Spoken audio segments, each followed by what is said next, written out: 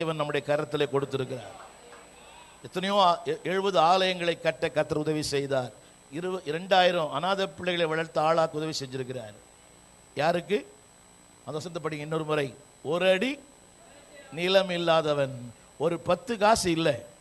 நாங்கள் 2 பேருமே அந்த 4D என்ற ஒரு பஸ்ஸுக்காக ரொம்ப நேரம் காத்திருப்போம், நடந்தே வருவோம்.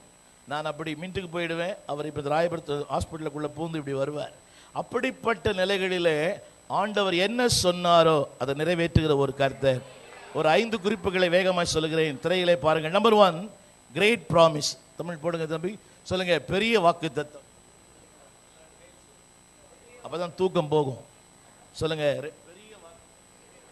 சத்தமா சொல்லுங்க.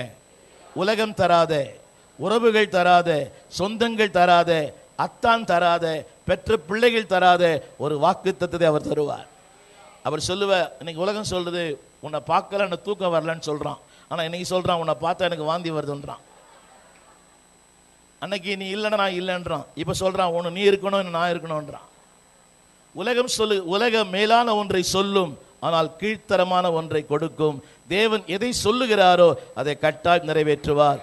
இது எங்கள் அனுபவம்.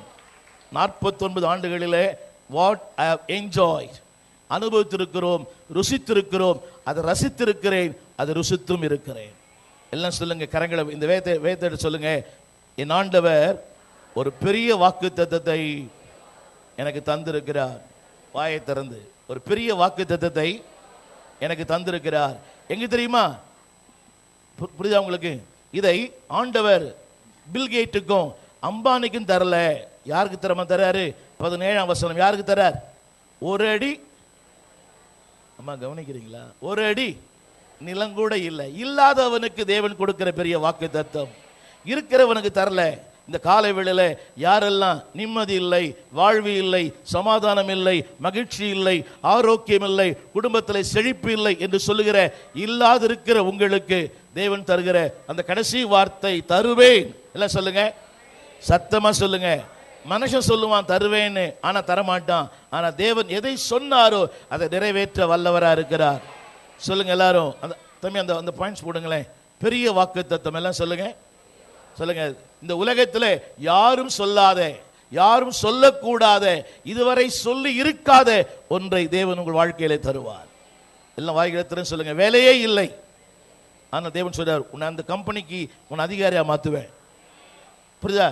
நீங்க சாதாரண ஒரு டிரைவர், தேவன் சொல்றார் உனக்கு இனோவா தருவேன். ஆமென் சொல்ல மாட்டீங்களா? இது வாழ்க்கையில உண்மை. தேவன் எங்களுக்கு என்ன சொன்னாரோ அதை விட அதிகமாய்